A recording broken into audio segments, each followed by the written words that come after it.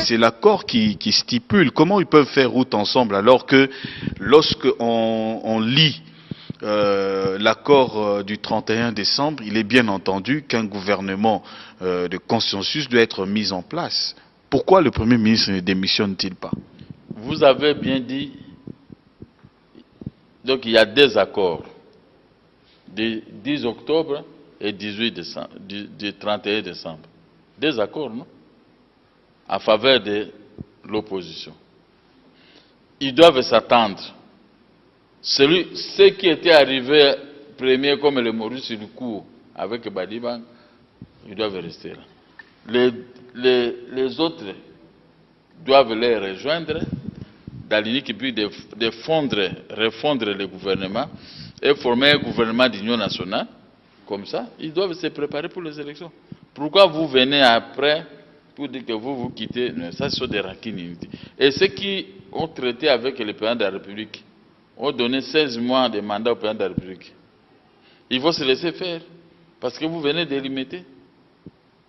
Moi, au moins, oui, parce que moi, ni de loin ni de près, je ne critique personne. Je suis là seulement pour les observer. Mettez-vous ensemble. L'État presse pour trouver l'argent vous deux. Et on doit gagner les élections pour redresser la situation du pays, le social et la situation sécuritaire. Mais non, cesser des injures, les attaques entre les enfants de même mère, même père que nous appelons l'opposition. Voilà ma logique. Ma logique, ce n'est pas de combattre X, Y, mais c'est de les mettre ensemble. C'est disputer l'accord. C'est donner encore la chance à Kabila de demeurer si le temps possible. Et après, vous allez dire qu'il y a un document sous eux.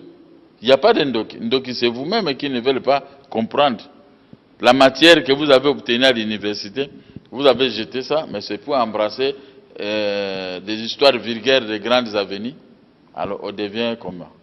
Ce n'est plus l'opposition, mais c'est les journalistes. On doit faire l'opposition et non, on doit chercher que les accords et l'argent. Depuis que Congo et Congo, toujours des accords. Est-ce qu'on doit commencer à vivre qu'avec les accords?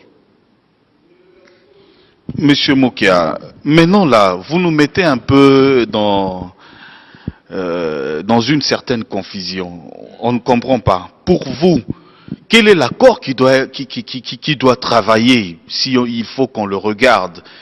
On a l'impression que vous persistez sur l'accord du 18 octobre alors que cet accord est tombé caduc. C'est celui du 31 décembre qui doit effectivement régir cette période. Est tombé caduc, c'est quel texte? Les textes, il n'y en a pas. Le sous-bassement, il n'y en a pas.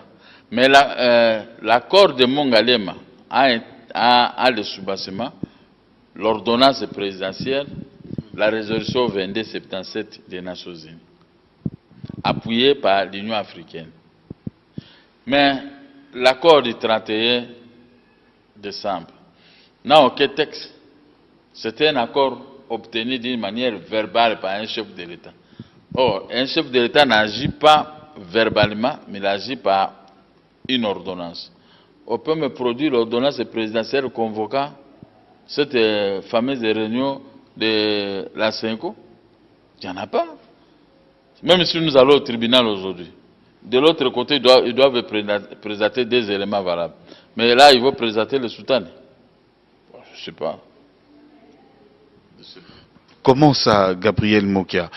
Tout le monde, la communauté internationale et même la majorité présidentielle est d'accord du fait qu'il faut que le gouvernement issu de l'accord du 31 décembre soit mis en place. Ils sont même arrivés au niveau des arrangements particuliers. On a même suivi le vice-ministre à l'Intérieur qui donnait la répartition de sièges au sein du gouvernement. Comment vous voulez ignorer ça?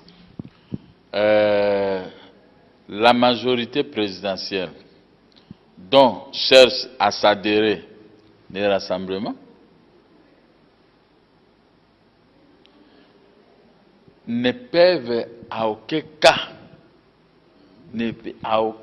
au grand jamais, négliger l'accord qui a fait d'eux ce qu'ils sont aujourd'hui.